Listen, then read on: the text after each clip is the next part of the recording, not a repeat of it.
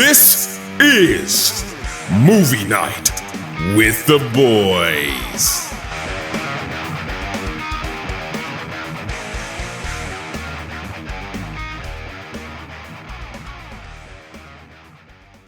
Hi, welcome to Movie Night with the Boys.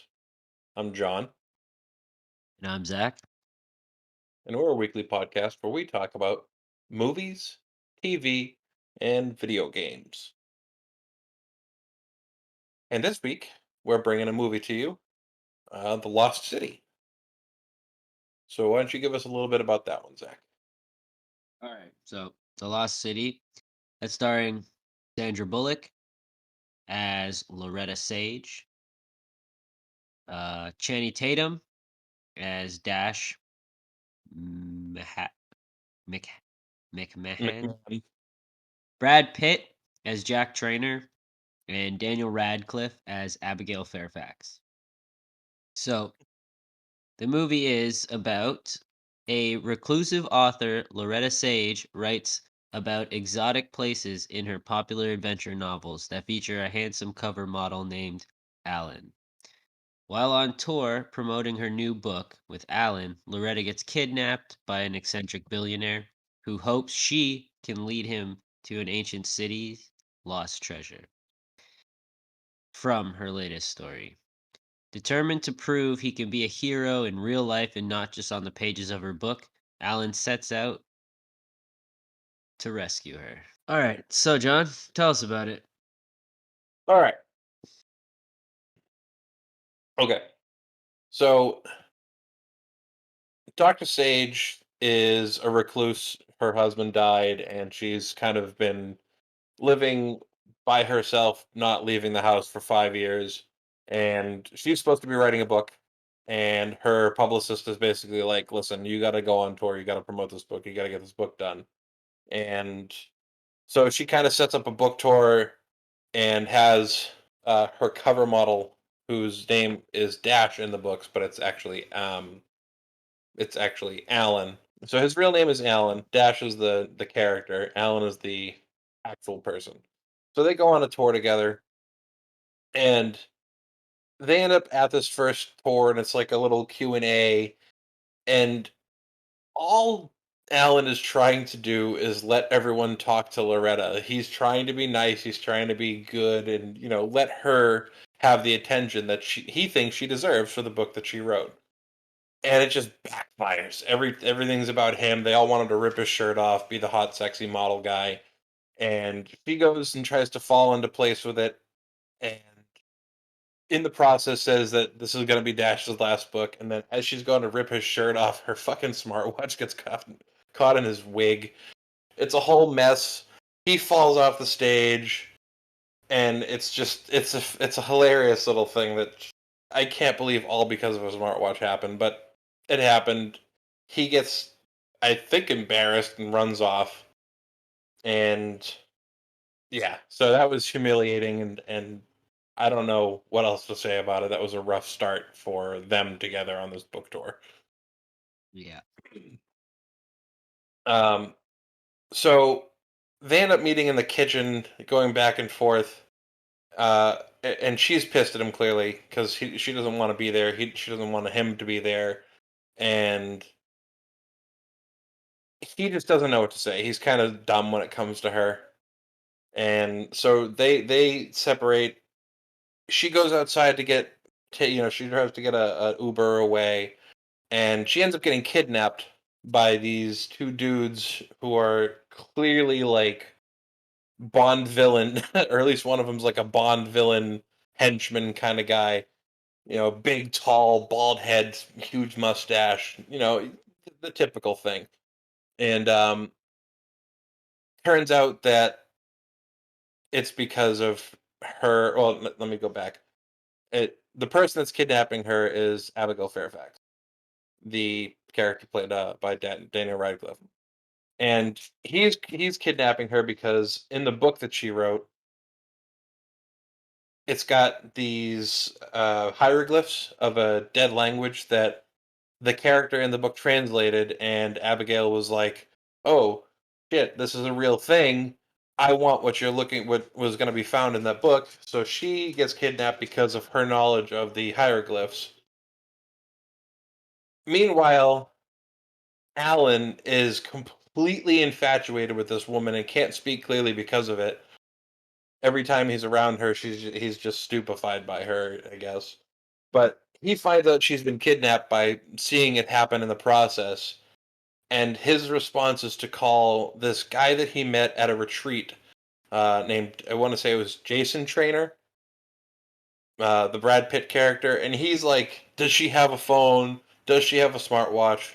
They use the smartwatch that she's got with the phone that her publicist has to locate her, and she's over the Atlantic, flying away, and they have to try to figure out how to get to her. So Brad Pitt's character is like, "Oh yeah, I just need the phone. I can get to her." So we get a little thing of him and Alan meeting, and Alan's kind of like, "I want to be a hero too. Can I come along?" And he's like, "You can come, but you got to stay in the car." That was pretty funny. Um, so they get to where she's being held, and he's like this wicked badass, like, secret agenty kind of guy. And I don't know, the way that he delivered the scene was so funny because he was just like this nimble dude who didn't make a sound, and then all of a sudden he's running up a fence, jumping over the fence, sleeping, choking dudes out, and then fucking Alan shows up. He's like trying to sneak up behind him, and he's using his hood and his white fucking hoodie. This whole scene was funny. I laughed my ass off. So they end up getting to where Loretta's being held. They break her free, and they make this like glorious escape. Trainer had set up explosives along the way, so when they were leaving, all the compound was blowing up behind them. You see everything blowing up, and they're getting away. He's got this flashy blue car, and she's still stuck in her chair that she was strapped to. As they're getting away, all of a sudden, dude gets shot in the fucking head as he's trying to let her out of her restraints.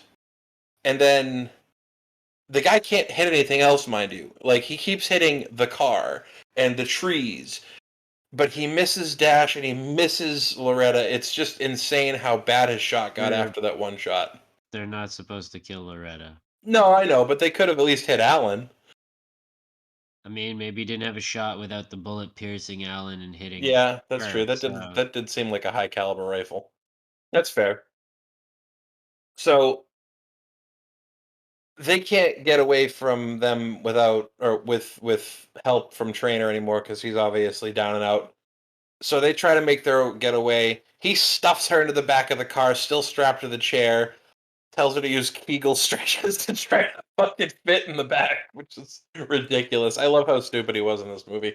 Um, and so he finally gets her in the back seat, and they make their way away. They're getting chased, and he ends up coming around like a turn on a mountainside, and he loses control, spins out, and somehow she gets thrown out of the car, and then he thinks she fell over the mountain. What do you mean somehow? There was Well, yeah, there was no door. on There the was no car. door. Yeah. But, She well, was strapped to a chair. yeah, I guess the chair wasn't really in there well enough. So she got thrown out of the car, and he didn't see it until they were stopped, or until he was stopped, and he thought she fell over the side of the mountain because of the way that the door was missing, and the way he landed. Somehow he missed seeing her a couple feet away when he got out of the car. I don't know if you noticed that. Like, he even stopped and looked in that direction briefly before he turned to try to see if she fell over the mountainside. I don't know how he missed her. It was so stupid. Did you rewind it? Yeah, he looked right at that direction where she was and then walked around the car to look down the side of the hill to see that she wasn't there. It was really weird. It was just really, really strange. Um, but it was, it was funny because the reaction. So he gets her out. She's talking about how she's going to drive, and then the car falls over the side of the mountain. So then now they're stuck walking in the middle of the jungle with nothing really. So they try to make their way down to the car. They find his phone. It's trashed. No more phone. Um, the henchmen are following the whole time, and they're just making their way through the jungle trying to prevent themselves from getting caught from these guys. So they end up going through water at one point. This was hilarious. They come out of the water, and he's got a couple of leeches on his back, and she's like, "Ooh, you got some sacks on your back. You gotta pull. You gotta grab your sacks." It was, so many little innuendos in this movie. So she pulls off the two. Sandra Bullock is a great physical, she's great at physical comedy. I agree, especially following. Well, I'll get into it in a moment, but she's pulling them off, and he's like, "All right, we got to check the rest of me." So he drops his pants, and he's got like 15 of them on his backside. His ass has got him, his legs has got him. So she's peeling them off, peeling them off. She got them off finally, and she's like, "All right, they're all off." And he goes, "All right, now we got to check the front." And he just turns around and is like, "I can't look. Is there any there?" And she's just completely like shocked, I guess, at the size of his junk because of how she's staring, like you said, the physical comedy. She, she's just staring at it, like completely blown away by what she sees. So they keep making their way through. They end up having to spend the night in the jungle, so they set up a hammock and they try to sleep back to back. It's a hilarious little thing where they can't really get comfortable. They wake up the next day and they keep going.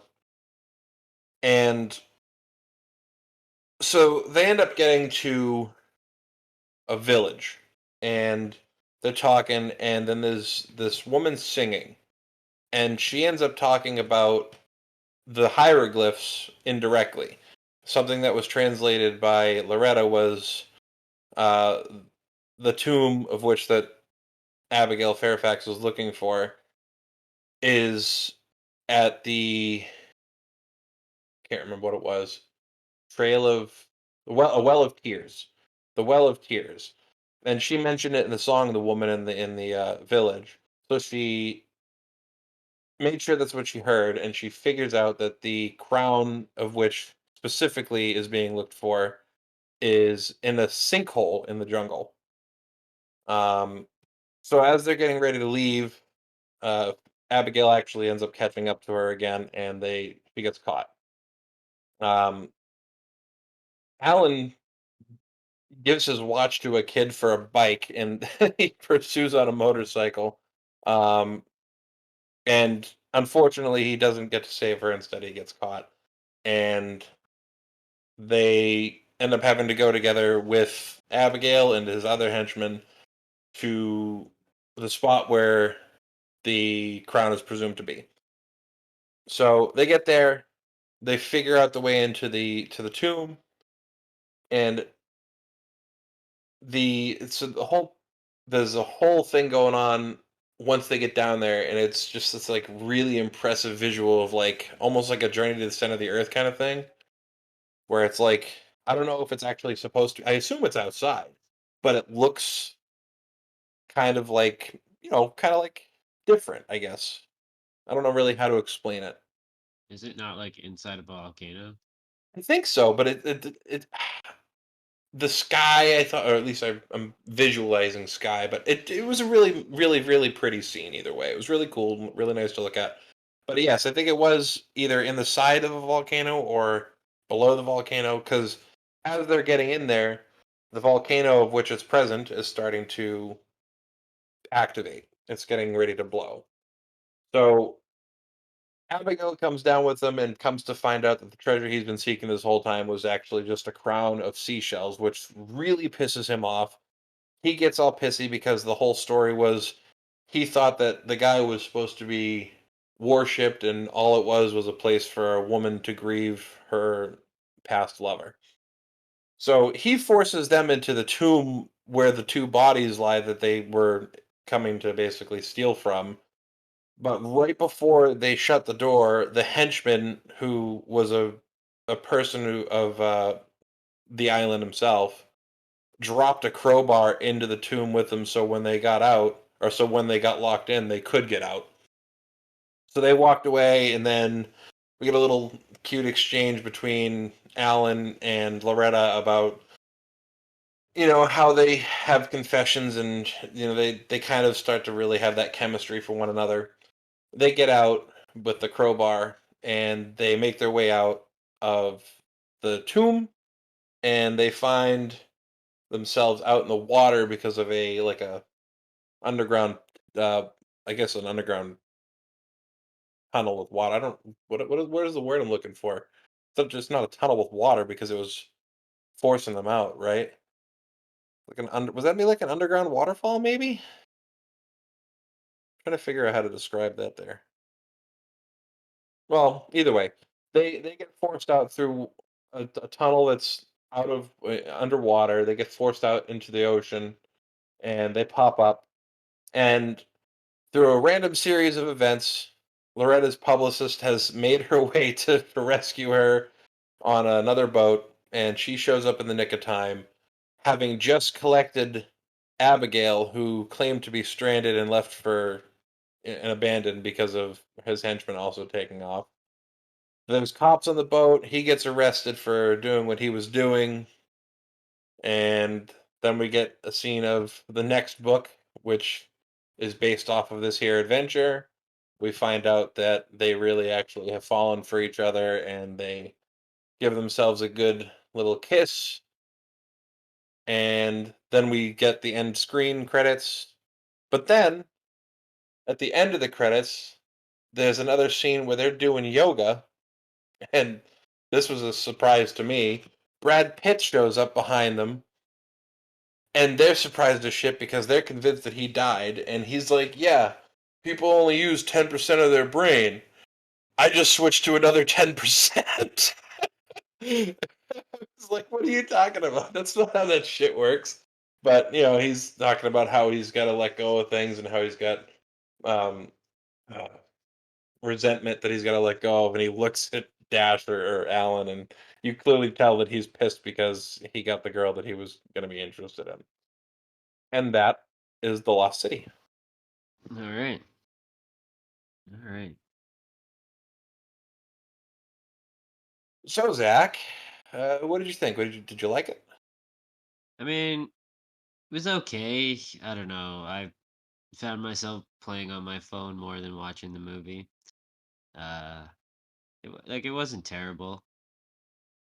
What about you? Really, I kind of dug it. I thought it was very interesting to see a dynamic between someone of Channing Tatum's age versus someone of Sandra Bullock's age and how the chemistry worked out. Because obviously there's a bit of a gap there.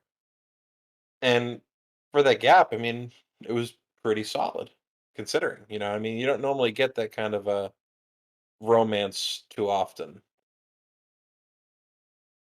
It has really nothing to do with the romance. No, no, I mean, in general, you don't often see age gap romance on screen like that. You don't often. You do see it, but it's a different take. It's a different usually when you get like a romance story, the people are like of similar age and they have similar backgrounds or they have things that make them connected. Whereas this one, Channing Tatum was like this cover model who essentially fell in love with the person who writes the books that he's a cover model for. I can't say that I've really heard that premise too much before. That's all. All right. So with that being said, I guess it's time for the good, the bad. And the meh. So John, your movie. What's the good? You know, I actually really enjoyed Daniel Radcliffe taking on the villain role. It's not. I think it's the first time he's done it, and I enjoyed it. I actually really enjoyed it. I thought he was like this, not too sinister, but just enough sinister with the whole, the kidnapping and then apologizing for it. Like it was weird. It was different, but it was definitely different for him because I'm used to him in like obviously the Harry Potter movies. And he did that Weird Al movie. Like I'm not used to him doing the bad guy role, so I liked it. I like seeing him in the bad guy role. You never watched Catch Me If You Can or Now You See Me Too? Catch Me Was If You he Can? Catch Me If You Can was the Leonardo DiCaprio movie, right? No, then Now You See Me. I don't know, the fucking magician movie. Now You See Me Too. Yeah. Was he a villain in that? He used the bad guy, yes, with playing the exact same role. No shit. I forgot. Then clearly, I've forgotten about it. So either way, I did enjoy him a lot in the villain role. Either way, he was He was kind of a highlight for me. What about you? Um, Brad Pitt. Like every time he was on the screen, he was doing some fucking hilarious shit. So yeah, Brad Pitt for me probably. It's one of the good things about this movie. I can agree with that. Him being almost accidental comic relief. What? Like he was I shouldn't say accident. I mean unintentional comic relief. Like he was supposed to be serious, but the way he was delivering lines to to Alan, sit in the car. You're my lookout. You can listen to the radio, enjoy. You know what I mean? Like the things that he was saying, I found him to be very funny. So, what would your meh be? Uh, don't really have one. Um, I don't know. I guess maybe the story itself kind of meh, right? Because yeah, like I said, I did find myself more on my phone than actually watching the movie. So yeah, probably like the story is my meh. What about you? Can't hold your interest. That's fair. Um, my meh there was, and I know it's really menial, but there was two jokes that Daniel Radcliffe made when they first got to the island, and it was the island or the land of D or something like that, and he made two D jokes out of it. He said the D exposed itself, and then just the tip, and I was like, really? It's just why did those have to be there? I get the whole the whole adventure romance novel thing was there, but he kind of just they felt forced. I guess they felt very unnecessary, so they were meh for me. Okay. So what was your bad? Um, I'm gonna go back to the shot. The guy that was shooting in the jungle when Brad Pitt first got shot. He just really couldn't hit, and you made the point where they were trying to avoid hitting Loretta, but Channing Tatum ain't a small guy. He's a pretty big target. Once the door was shut, even he could have taken a shot at him and probably got him pretty clean. They just didn't. He just specifically that guy just didn't seem like he was able to take it. He was like a stormtrooper with no face mask. But what about you? What was your bad? Probably like the inclusion of the assistant. Like I didn't see the point of having like they could have just had her show up at the end of the movie and that would Yeah, have been then that would have been perfectly fine. yeah. There was a So handful of fluff scenes that she didn't need to have. yeah, so that. That's fair.